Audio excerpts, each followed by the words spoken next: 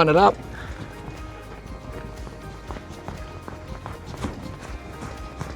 Now the unique thing with the DO35, it has a locking pin which locks everything together. Nothing can come off.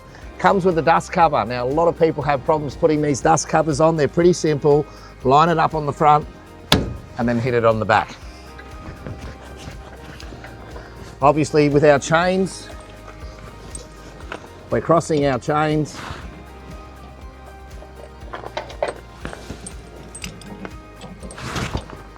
Hooking up our 12-pin plug.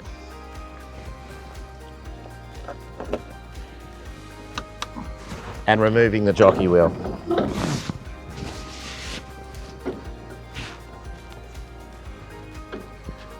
Don't forget to check your lights before you leave.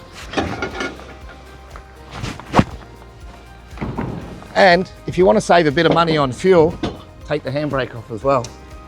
I'll catch us out there. See ya.